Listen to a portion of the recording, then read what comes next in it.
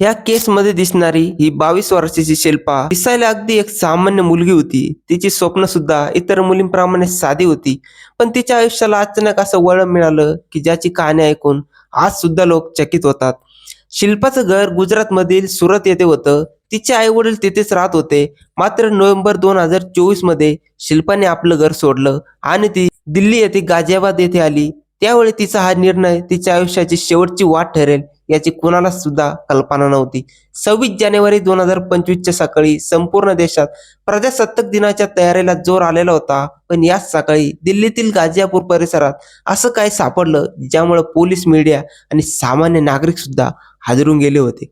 पहाटेचा तो काळ होता. आकाश हळूहळू निळसर होत होतं आणि तेवढ्यातच गाझीपूरच्या पेपर मार्केट जवळील कचऱ्याच्या ढिगाऱ्यातून उठणारा धूर लोकांच्या लक्षात आला. सुरुवातीला लोकांना वाटलं की कदाचित रोजच्या प्रमाणे कोणीतरी कचरा जमा करून तो जाळला असावा.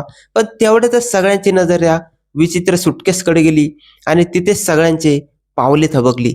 धुरांच्या मधोमध ती सुटकेस होती. आजूबाजूला राख पसरलेली होती आणि एक विचित्र असह्य वास दरवळत होता. हळूहळू तिथे खूप गर्दी वाढू लागली. लोक एकमेकांशी कुजबुज करू लागले. प्रश्न एकच होता, ही सुटकेस इथे कुठून आली, केव्हा आली, कुणी आणून टाकली आणि या सगळ्यात मोठा प्रश्न म्हणजे तिला जाळण्यात का आलं. प्रत्येकाला उत्तर हवं होतं, पण भीतीचं वातावरण होतं.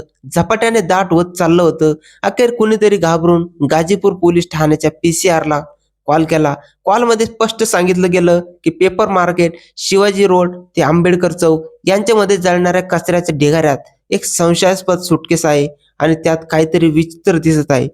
सुमारे सकाळी 4:30च्या सुमारास गाझीपूर पोलीस ठाण्याची टीम सर्वात आधी घटनास्थळी पोहोचली आणि काही वेळातच फॉरेन्सिक तज्ज्ञही तिथे आले. हातात ग्लोव्हज, कॅमेरे आणि एव्हिडन्स किट घेऊन ते सुटकेसकडे पुढे सरसावले. संपूर्ण परिसर बॅरिकेड लावून बंद करण्यात आला होता. सगळीकडे लोकांचे श्वास अडकलेले दिसत होते. प्रत्येकाला फक्त एकच गोष्ट जाणून घ्यायची होती, अखेर त्या सुटकेसमध्ये आहे तरी काय. पण जेव्हा पोलिसांनी जवळ जाऊन पाहिलं तेव्हा तिथे उभ्या असलेला प्रत्येक माणूस थरथर कापू लागला होता. कारण आज जे काही होतं ते पूर्णपणे जळून राख झालं होतं. समजून घ्यायचं झालं तर एवढंच म्हणावं लागेल की आत असलेली गोष्ट आता फक्त एका ओळख न पटणाऱ्या सांगाड्याच्या रूपात उरली होती. कोणतीही ओळख नव्हती, कुठलाही थेट सुराग नव्हता आणि ती व्यक्ती दुसरी कोणी नसून शिल्पा पांडे होती. त्या क्षणी कोणताही ठोस क्लू मिळाला नव्हता. पण पुढील तपासात हे नाव समोर आलं आणि इथूनच अनेक प्रश्न निर्माण झाले. इतकी निष्पाप दिसणारी मुलगी, तिच्याबरोबर एवढा अमानुषपणा का? एवढी खोल दुश्मनी कुणाची होती आणि यामागे तो जल्लाद कोण होता? तर चला या दिल्लीला हादरून टाकणाऱ्या गुन्ह्याचा उलगडा करूया. नमस्कार, मी वैभव आणि तुम्ही बघत आहात get to talk. Shilpa Pandey murder case. पोलिसांनी क्राईम सीन लॉक केल्यानंतर तज्ज्ञांनी त्या सुटकेची बारकाईने तपासणी सुरू केली. आज शिल्पा निष्पाण अवस्थेत होती, पण इतक्या वाईट स्थितीत की तिची ओळख पटवणं सुद्धा जवळजवळ अशक्य झालं होतं. पोलिसांसाठी सर्वात मोठं आव्हान हेच होतं की ही मुलगी नेमकी आहे तरी कोण. मात्र फॉरेन्सिक टीमने हार मानली नव्हती. त्यांनी जाळलेले कपडे, तिचे दागिने, तुकडे, इतर खुणा आणि केसांचे नमुने गोळा केले. त्याच वेळी त्यांची नजर क्राईम सीनच्या आसपास लावलेल्या एका सीसीटीव्ही कॅमेऱ्यांकडे गेली. रात्रीची सगळी फुटेज तपासली गेली आणि साधारण 1.5 ते 2 या वेळेची टाइमलाईन समोर आली. तेव्हा सगळ्यांचं लक्ष एकाच ठिकाणी होतं, कारण त्या फुटेजमध्ये एका निर्जन जागी ह्युंडाईची व्हेर्ना कार स्पष्टपणे दिसत होती. आधी ती कार तिथे येते, काही वेळ उभी राहते, मग त्यातून एक व्यक्ती सुटकेस हातात घेऊन उतरतो व ती सुटकेस कचऱ्याच्या ढिगाऱ्यात फेकतो. त्याच्यानंतर तो पुन्हा गाडीत बसून निघून जातो. पण थोड्याच वेळात तो पुन्हा परत येतो. यावेळी त्याच्या हातात एक बाटली असते, ती म्हणजे पेट्रोलने भरलेली. ती पेट्रोल कचऱ्यावर टाकतो आणि सुटकेसवर ओततो, गाडी पेटवतो आणि तिथून फरार होऊन जातो. या फुटेजच्या आधारे पोलिसांनी तांत्रिक तपास सुरू केला. धुसर दिसणाऱ्या नंबर प्लेटचा मार्ग काढण्याचा सुद्धा त्यांनी प्रयत्न सुरू केला. त्याचबरोबर घटनास्थळी सापडलेले टायरचे ठसे, मातीतील खुणा उचलण्यात आल्या. आसपासच्या वस्तीतील लोकांची चौकशी केली असता काहींनी सांगितलं की रात्री अंधारात एकच कार वारंवार त्या रस्त्यावर फिरताना दिसत होती. या सगळ्या क्लूच्या आधारे टेक्निकल टीमने कार ट्रेस करण्याचं काम वेगानं सुरू केलं. आरटीओ आणि एनपीआर रेकॉर्ड्स क्रॉस चेक केले गेलेत आणि अखेर व्हेर्ना कारचा रेकॉर्ड समोर आला. त्या कारच्या नावावर नोंद असलेल्या व्यक्तीची प्रोफाईल आणि पार्श्वभूमी तपासण्यात आली. पोलिसांना वाटू लागलं की ते गुन्हेगाराच्या अगदी जवळ पोहोचले आहेत. कार ज्या व्यक्तीच्या नावावर होती तो लोणी, उत्तर प्रदेशचा रहिवासी होता. मात्र जेव्हा पोलीस त्यांच्यापर्यंत पोहोचले आणि चौकशी केली तर तेव्हा चित्र काही वेगळंच निघालं. तो खूप घाबरलेला होता, पण त्याने स्पष्ट सांगितलं की त्याने ही गाडी अनेक महिन्यापूर्वीच विकली आहे. त्याने ट्रान्झॅक्शनचे पुरावे सुद्धा दाखवले, कागदपत्र दाखवली आणि इथेच पोलिसांना पहिल्यांदा नवीन नाव मिळालं, अमित तिवारी.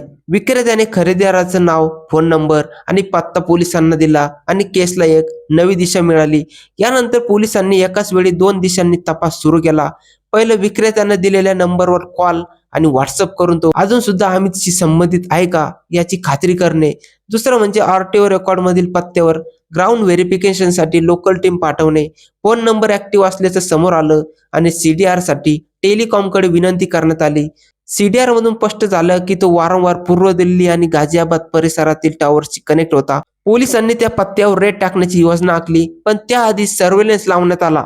अमितच्या फोनची प्रत्येक हालचाल, लोकेशन, इनकमिंग आउटगोइंग कॉल्सवर बारकाईने नजर ठेवली गेली. त्यामुळे अंतिम लोकेशन स्पष्ट होत गेलं.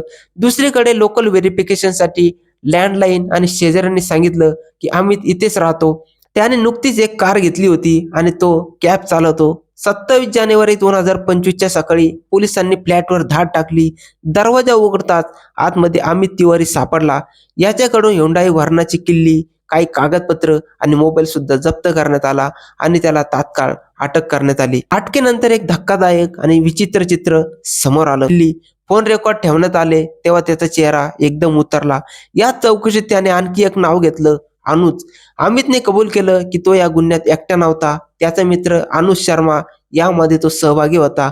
अनुज वयाने सुमारे 22 वर्षाचा. तो वेल्डिंगचं काम करायचा, कधी कधी कॅब सुद्धा चालवायचा. तो खोडा कॉलनीमध्ये गाझियाबाद परिसरात राहत होता आणि अनेक वर्षापासून तो अमितचा जवळचा मित्र होता.